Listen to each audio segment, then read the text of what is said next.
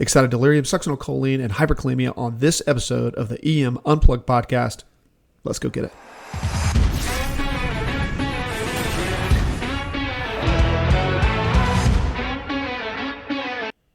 Okay, guys, I know this is the EM Unplugged podcast. However, we filmed some prequels, or I filmed some prequels as I was preparing on learning how to put together a podcast, how to put it together efficiently, and make sure that, you know, the sound was good, the lighting was good, and how to be able to do it relatively quickly, because, I mean, what you guys are going to want is more content more often.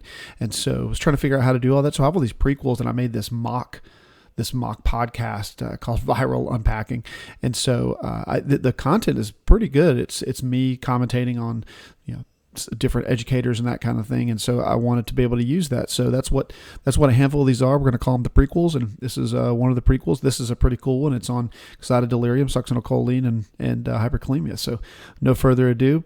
Pardon that there's some branding of that mock podcast that's coming up, but nonetheless, I hope it's good. So, you know, let me know in the comments. All right, see you in a minute. I'm excited to bring you a gem of a video that I found recently, and I think it hit today. And this is Shade Tree Cardiology. Guys, if you're not tracking Shade Tree Cardiology, sorry, buddy, he's amazing. He's funny, very intelligent. I mean, like, off the chart intelligent. Right now, I hate saying it, like, he's really smart for a paramedic. I mean, the dude has got literally the mind of a resident or potentially a first or second year attending. I mean, dude is very, very smart, knows deep science. And I know he got a lot of this. He's told me from military and some really, really good training with some docs, and just an amazing dude. So, all right, today he's talking about succinylcholine and excited delirium, and real excited to kind of go over this and let's unpack this. Good morning, TikTok. Morning. We gotta talk. Now, in the Molly video where I talked about someone who was definitely in a delirious state, there were quite a few comments on that video where people said give them succinylcholine. And I've also So if somebody has excited delirium and then we're going to give them succinylcholine, that's not a sedative, right? I have a video here where I go off on this whole bit. So go ahead and look. And this is the Angry Medic. This is the first Angry Medic where, here, I'll show you this. If you've never seen this, this is one of my favorites. This is just awesome, man. That's just awesome. Got your intubated patient you're going to try to take care of for a little while. You're going to get them intubated, and you're going to sedate them with rocky friggin' rhodium. All right, so we don't sedate with succinylcholine. Now, what's awesome here is he's going to get into it, and again, 3 minutes is all that he really has. You could go longer, but then, of course, with the metrics on socials, people, you know, we want quick information. We want to get the heck out of there, right? So, but he's about to drop down into some really, really interesting chemistry and deep pharmacology here. also seen this make its way into the ketamine videos where we talk about sedation of someone who's in a state of excited delirium, the PCP one in fact. We do not RSI excited delirium patients. We do not RSI patients who are hard to deal with. Now apart from... So, really good point here. This is in general, and for the most part, in the air medical world, where we're going to put a patient into the back of an aircraft.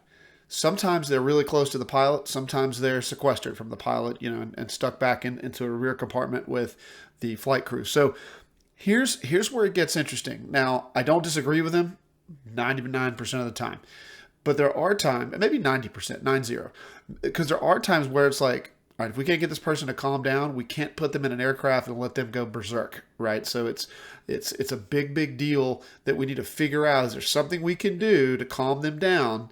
And sometimes that includes sedation, which is not succinylcholine. But the problem, of course, we get into is if there's too much sedation and they're not breathing, and now we need to get them intubated because, you know, of iatrogenically, we've made them so sedate that they're not taking enough breaths, and they start to desat, and their end tidal begins to rise, and you know, all the worst parts of hypoxia. So the thought there is, like, ideally, he's right. You don't just intubate for the heck of it, but there are times where you might have to intubate a combative patient. That's a common thing in air medicine. It's not something that we take lightly. And again, you know, when I think through when I'm talking to people and I'm talking about like an ideal situation. I mean, we're talking about the majority of people, hopefully like 80%, generally do the right thing. You got that 10% that are really awesome and the 10% that are really bad. But of those 80%, the mean, like what I think mostly happens in the air medical world, what I know happens with the group the groups that I've worked with has been, you do what you can to prevent having to intubate them. But if there's a place where they need to be intubated because they're going to just go berserk, then it is what it is. I would probably take a step rarely we're going to go pick up an excited delirium patient unless something else is going on anyway. He is going to get us some hyperkalemia here in a second, which again is awesome. My point here is I just wanted to take a moment and mention, he said, we don't RSI patients that are hard to handle. We don't RSI patients that are in excited delirium in general. But if you're going to put them in an aircraft, and the cool thing here is there's a handful of people that, there's somebody that asked about it.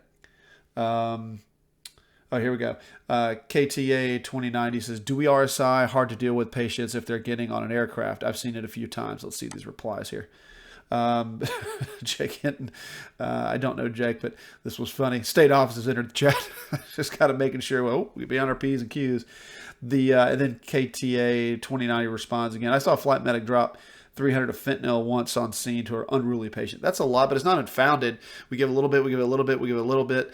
And, in the end, it's like, fentanyl might not be the best thing for excited delirium. I mean, I would probably go with, like a antipsychotic and a benzo if needed. Maybe the antipsychotic if possible at first, and then a benzo or the combination of the two. And a lot of times it's droperidol and Versed, or it's the what we used to call 10 and 2 where I'm from, and that's lorazepam and not droperidol. What's that other one? Haloperidol. And so anyway, sometimes you use combinations of those two.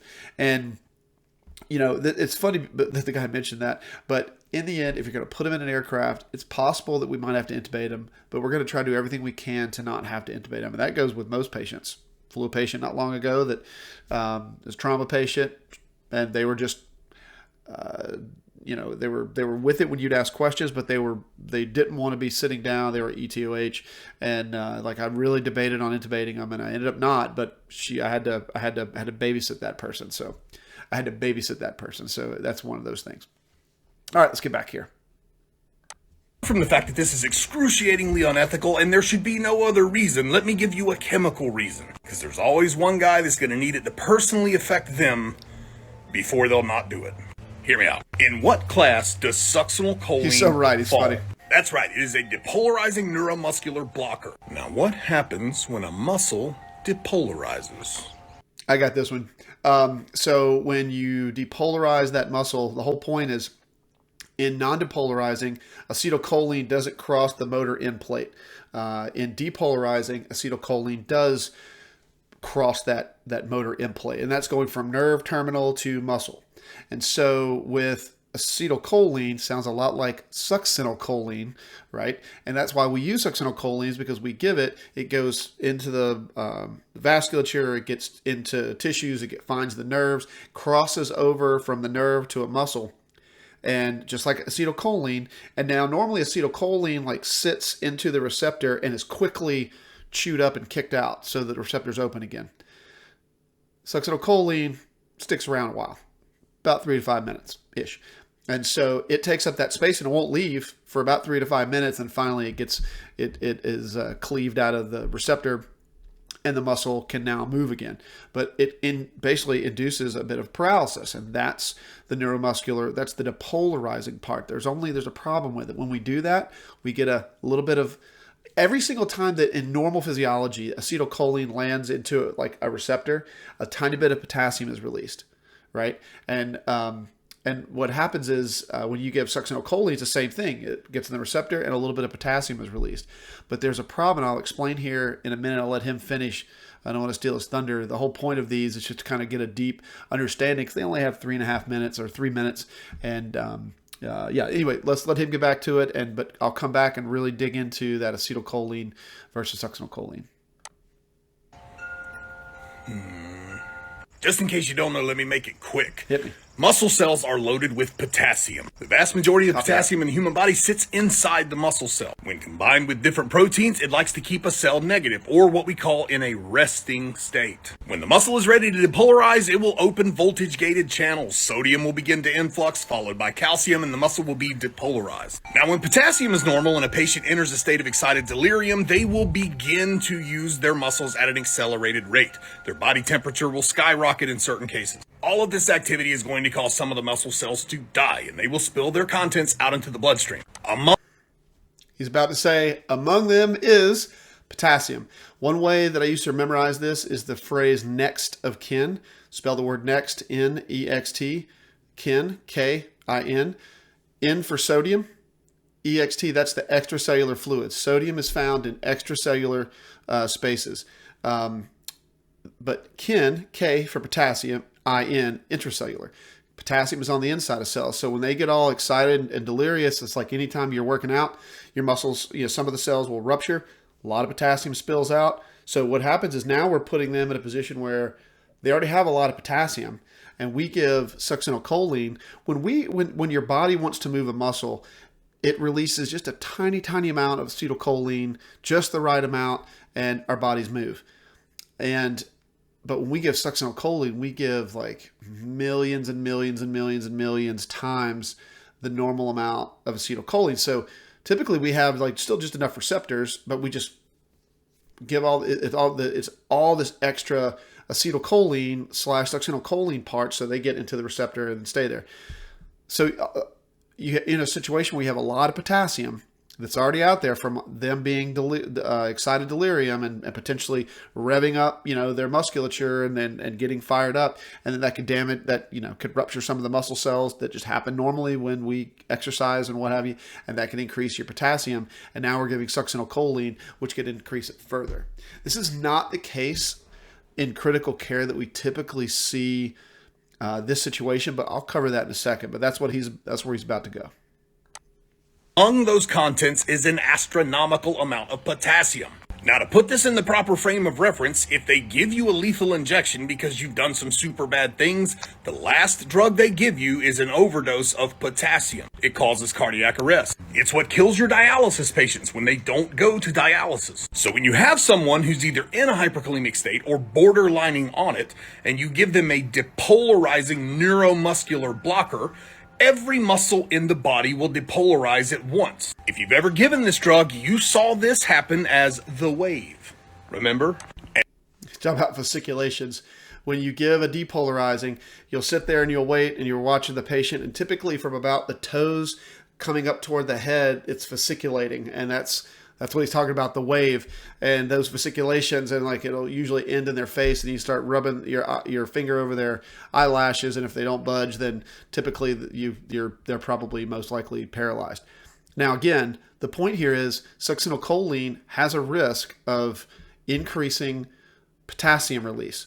And again, that is bad because, and imagine your heart, like we give for hyperkalemia, we give calcium is one of the main things that we give. And the reason we do that is because your body, if it has a whole bunch of potassium that's now in the vasculature, so you're hyperkalemic, your potassium's high in the vasculature, inside the cells, i.e. your heart cells, the body has a bunch of potassium. And so now you have a bunch of potassium on the inside and outside. The body doesn't really recognize that there's really any difference of voltage. And so we give a bunch of calcium to basically drown that out and make it a little bit more recognizable. And so calcium's important, but he's going into the thought process and management of it. Let's continue. And now we have dumped a figurative metric shit ton of potassium into a bloodstream, into a body that is not ready for that. Furthermore, there is an inverse relationship between potassium and pH in the body. Simply put, when the potassium goes up, the acid goes up. There are 3 things your body demands of you. In vasculature, so one of the things that we give, the other thing we give with hyperkalemia, we give calcium, like we just mentioned. We also give bicarb, and the reason we give bicarb is because as your body is looking let's say that some of the cells are staring into the vasculature as it goes by, and it's like picking water when it needs it, nutrient when it needs it, kind of like a conveyor belt, like at a cafeteria or like a fancy seafood place where the conveyor belt comes by. You just take what you want. Well, that's what the cells do. So as the cells watch the conveyor belt go by, the vasculature go by, it will say, oh, well, there's a bunch of potassium in there. You know what? I can help fix this. I will grab a potassium and put it back inside the cell. So out of the vasculature, back inside the cell. In exchange, because nothing's for free, I'll drop in some acid. I'll drop in a hydrogen ion. So it takes a potassium ion and exchanges it for a hydrogen ion, which is acid. And so what happens there is we can have an acidosis built just from the body trying to compensate with all this extra potassium in the vasculature. So that's one of the main reasons we give bicarb in hyperkalemia. We give the calcium to protect the heart so that it can see the difference in voltage. We give the bicarb to help attenuate that acid. And then, of course, we give, going down the ladder or a little bit further, giving dextrose and insulin. And it seems like weird why we do that, but what we're really trying to do is, the way that you can conceptually think of it is, D50 is sticky. If you've ever gotten it on your hands or whatever, it's sugar. It's very concentrated, so it's sticky. Well, potassium sticks to it as well, and then you give insulin to push the potassium / glucose molecule out of the vasculature back into the cell. So the insulin in that case acts as a hall monitor, and the sugar just acts as like a buddy to help get his buddy out of the hallways and back into class, i.e. the cells. So that's the main management of hyperkalemia. There's a couple others. We'll go over that next, but he's gonna let's let him go. Continue here. For its function. Everything must happen at a certain temperature, at a certain pressure, and at a certain pH. You have absolutely killed 2 of those with that action. And this is nothing new and should make perfect sense to you. There are other conditions wherein we don't give succinylcholine. Remember burns? It's for the same reason. 24 hours after that burn, the fluid shift is complete. The hyperkalemia is where it's going to be. You cannot afford to dump a medication that will dump potassium on top of all the potassium being released by the burned and damaged body cells. So what's the grand result of all this? Cardiac arrest in a nutshell. So to sum it all up, never give succinylcholine to a delirium patient. Good morning. So he does a really good job, again, of going over a little bit of management, a lot of pharmacology here. And to summarize, and he's being real specific with delirium patients. I mean, we don't just intubate them randomly, just because.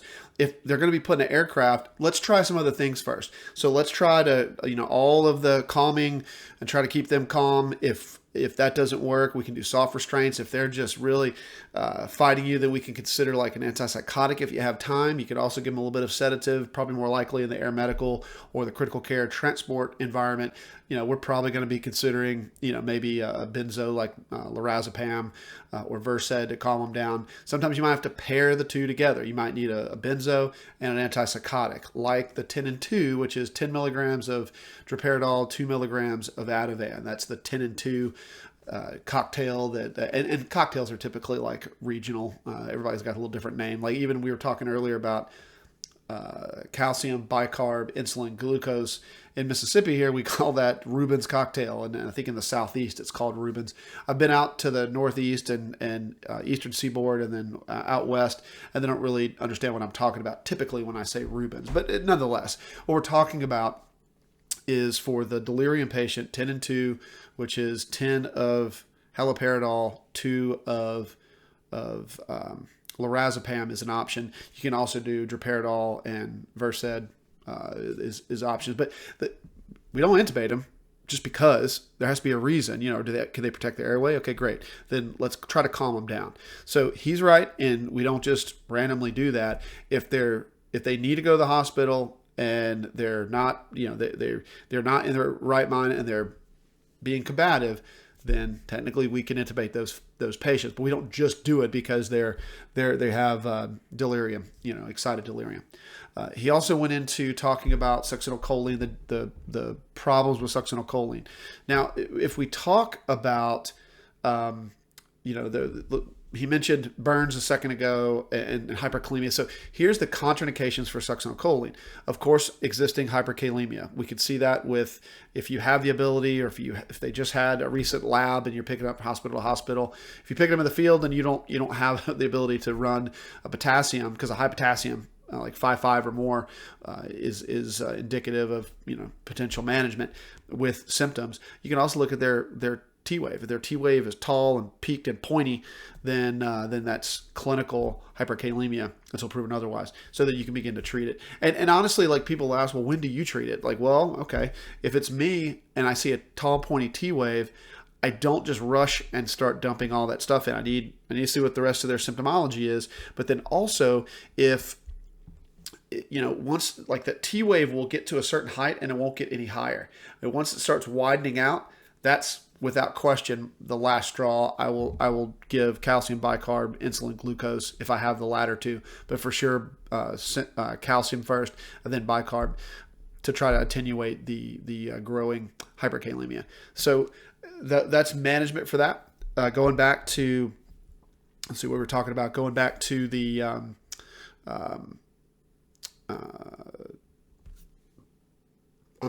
going back to the contraindications.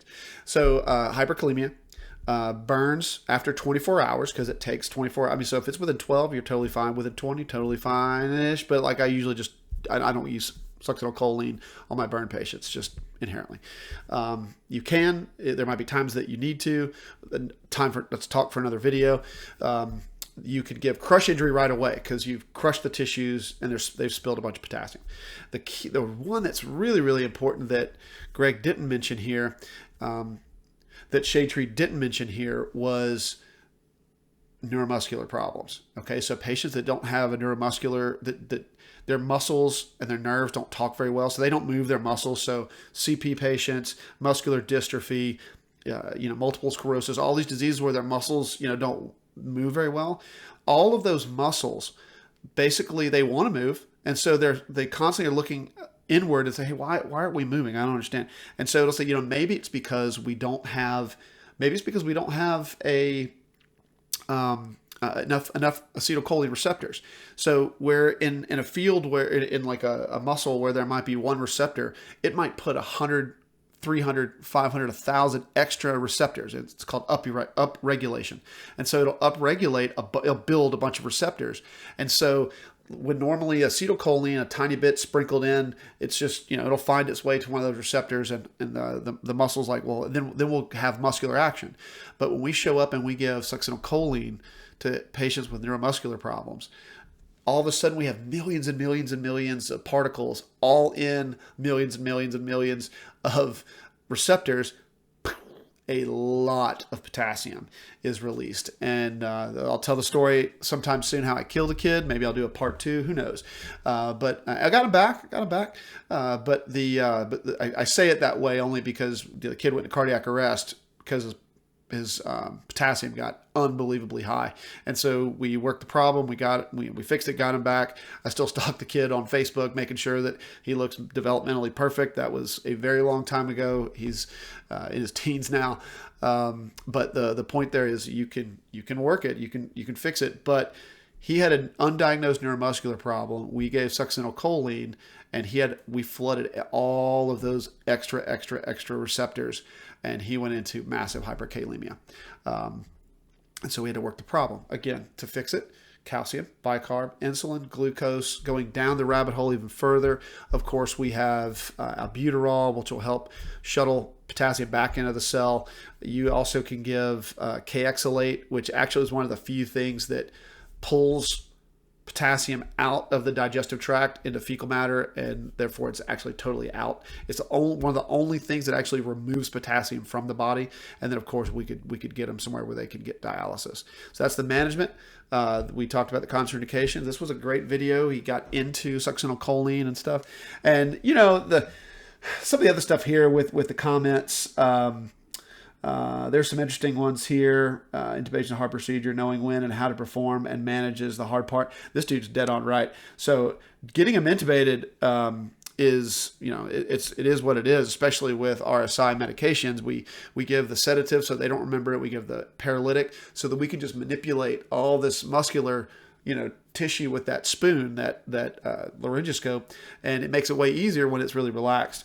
But he does go into, says, sucks needs to go. There are far too many examples how it will kill everyone. As far as I can tell, the only benefit is a short half-life, which comes back to the point to train the medics how to do it properly, and it doesn't matter. The patient's down for 40 minutes. So, I've really researched this with a bunch of anesthesiologists, and most of them will never tell you that it has to go. There is good times for it, and maybe we'll make a follow-up. Maybe that'll be episode 2, a little bit of a follow-up with it, because it seems to be a topic that everybody likes to talk about and debate. And I mean, again, I rarely use it as much anymore, but there are times where I still use it, and being prepared for what happens next. Maybe in the next episode we'll talk about malignant hyperthermia as well. Maybe I'll look for one that has that in there, but it's pretty good. He's got a lot of good people that are saying good stuff about him here. And yeah, this is a good call, Rock Goblin. To be fair, the final step in Excited Delirium control is RSI, but you need to have tried a lot of other things first. Totally agree. And even then, I wouldn't even be, in my management of Excited Delirium, I never think RSI. I mean, they have to be danger of themselves and losing an airway before that's even a thing. But I think that's what he's talking about here.